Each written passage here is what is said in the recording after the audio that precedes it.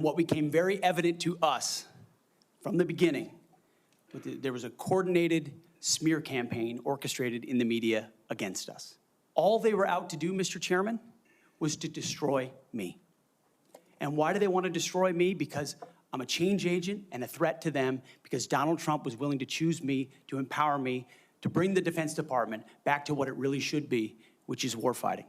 So I'm willing to endure these attacks. But what I will do is stand up for the truth and for my reputation. If you are saying that women shouldn't be serving in the military, and I'm going to read you your quotes, because the quotes themselves are terrible. You will have to change how you see women to do this job well, and I don't know if you are capable of that. You've denigrated active duty service members. We have hundreds of women who are currently in the infantry, lethal members of our military serving in the infantry, but you degrade them. You say, we need moms, but not in the military, especially in combat units. I have never disparaged women serving in the military. I respect every single female service member that has put on the uniform, past and present. My critiques, Senator, recently and in the past, and from personal experience, have been instances where I've seen standards lower. To use our military to take over Greenland or an ally of Denmark. Senator, one of the things that President Trump is so good at is never strategically tipping his hand. And so I would never in this public forum give one way or another direct what orders the president would give me in any context. That sounds to me that you would contemplate carrying out such an order.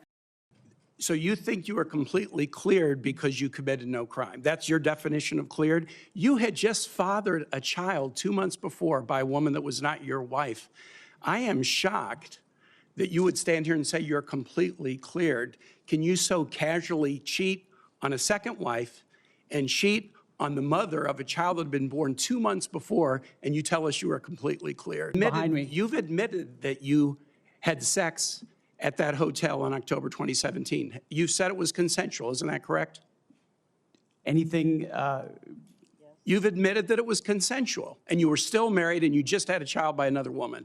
Again, how do you explain your judgment? Completely false charges against me. You fully investigated, and I was completely clear. You have admitted that you had sex while you were married to wife 2 after you just had fathered a child by wife 3. Assume that in each of your weddings you've pledged to be faithful to your wife.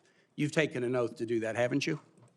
Senator, as I've acknowledged to everyone in this committee, not a perfect person, not claiming to be. But no, I just asked a simple question. You've taken an oath like you would take an oath to be Secretary of Defense in all of your weddings to be faithful to your wife. Is that correct?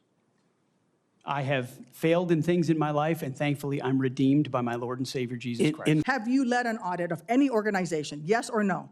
I don't want a long answer. Yes or no? Have you led an audit of any organization of which you were in charge? Senator, in both of the organizations I ran, we were always completely fiscally responsible. Yes or no, did you lead an audit? And the way my leadership has been stated, did you lead an audit? Yes or no? Completely what are you afraid of? You can't answer this question. Yes or no, did you lead an audit? Do you not know this answer?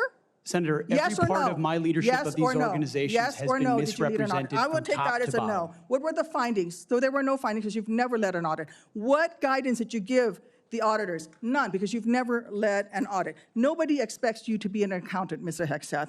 What we expect is for you to understand the complexity of this Pentagon budget process that is absolutely necessary to outfit our warfight. We follow rules, but we don't need burdensome rules of engagement that make it impossible for us to win these wars. You're saying two different things. You're saying we follow rules, but we don't have to follow the rules in all cases. Is that correct?